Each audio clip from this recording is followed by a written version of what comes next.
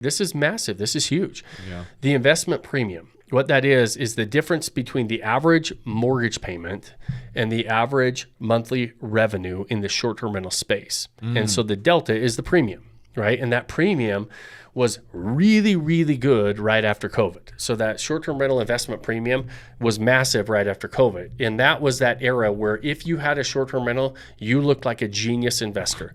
It was like having toilet paper during COVID. Everybody was making money with short-term rentals. And then all of a sudden, everybody's saying, hey, look at me. I'm a genius. Now I'm going to teach you how to do it. Right. And then we realized that premium dropped significantly starting in 2022. Right? Yeah. Cost of properties went up, interest rates went up. And so that delta between the revenue and the cost to own this property, that shrunk, right? And it becomes more of a mature market. So now that premium is not, it's not like, hey, every single property out there makes money. I have to treat it like a real business. I have to do different things if I want to make any money. And we're actually seeing though, it really, that premium dropped in 2022 and it continued to drop. It bottomed out in 2024. And now going into 2026, we're at a higher level than we were in 2023. Wow. And it's going up. That's actually a pretty crazy statistic. What that is telling you, because these are just averages. So what's really interesting, go back to that chart one more time. So you see where that blue line, the monthly revenue, that's continuing to go up. That means the average property, this is our fair share of business. Your fair share of business year over year is going up. That means consumers are spending more money. And if you spread all the money being spent over all the properties, the average fair share of business is going up. And it started going back up in 2025, right? And so we're seeing the average that's an indicator of consumer demand, right? That's what I'm trying to get at is the consumers are saying I'm willing to spend money here. Right. The next line is the purple line is saying here's what it costs to own a home. And it keeps going up and it skyrockets in 2022, mid 2022 when rates really just went up overnight. And then they've just kind of been hanging out, right? And so we saw they dropped a little bit last year. They're going back up right now. And so that line's just kind of even. So that delta is made up not by the cost of homes. So if cost of homes go down, then that premium is better, right? Right. I pay less to own this home. The revenue stays up there. That premium is better. The premium is going up because rental demand is going up. And so in spite of, I don't know if I used that term correctly or not. I say despite a lot. In spite of or despite the what I'm trying to say is regardless of what's happening on the purchasing of the property, right? Again, we have headwinds to navigate, high prices, high interest rate. We've got really good inventory that we can choose from, which we haven't had in a long time. Yeah. So we finally feel like as a buyer, I can actually negotiate. I can actually do some of these things. But when I start to do all that stuff, I look at that, regardless of all that, the consumer on the back end is spending more money. And so that premium is going up. That's a really good sign. That's Again, amazing. those are really good things and positive signs for an investor to be able to make money on short-term rentals if done correctly. Right. Man, okay. I like how we kind of started a little strong and now we're ending on a high note, it seems like. Yeah. I really like this. So let's go into one of our last points here. Let's talk about some long-term advice. Is this something that you need to jump on now, or do you think you have enough time? Could you jump on this in 2 to 3, 5 years? Or is this like an act now? Any kind of advice? I feel like this script could flip anytime.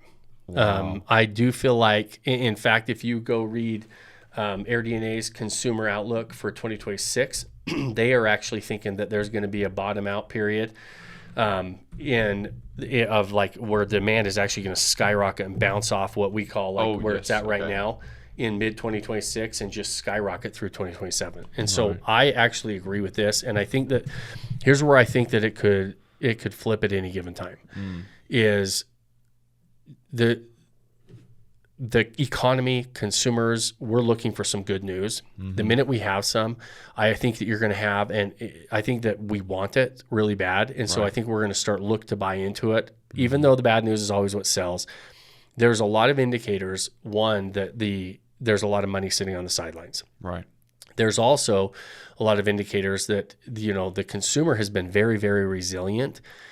what are they going to do when there are actually some good times ahead, right? Yeah. And we've been sitting Yeah. in this like a little depression since about 2022, right? I mean, we had that COVID era, party, and then we've had a hangover for a little bit in these markets. And I think that, in the very near future, I don't know when, I don't have a crystal ball. Right. What I would suggest is stacking the odds in your favor right now, because this is a long-term game. Don't just go buy properties that can't perform or not going to perform. Guess what? We still say no to 8 out of 10 properties we underwrite.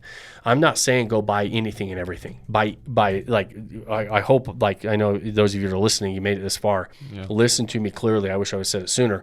You can't just go buy anything and make money with short-term rentals. That game is over. We're not in that environment. So I'm a very, very bullish and very positive on the environment we're in, because we know how to make money in this environment. Right. And it's very exciting to be able to get some good deals on properties right now. And I know everybody's waiting for the bottom to fall out. Yeah. I just am not buying into that. I don't see it happening. I don't see any indicators that it's going to happen. I mean, we have 600,000 plus more sellers than there are buyers right now, and the prices aren't dropping.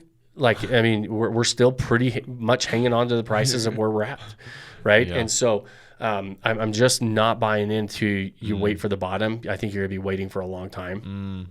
And so my advice is have a long-term plan. I 100% think, 1,000% think that the average American consumer, without a plan, a secondary plan outside of what you were supposed to do, get a job, pay into your 401k, wait for Social Security, that plan doesn't work. So I'm 1,000% in favor of go have a supplemental plan, and which I believe short-term rentals are a very good plan for some people, not for everybody. Right. But whether it's that or something else, my long-term advice is you better be starting to stack up assets for the long term, because I think that when the script flips, we're going to be really, really happy we had those assets.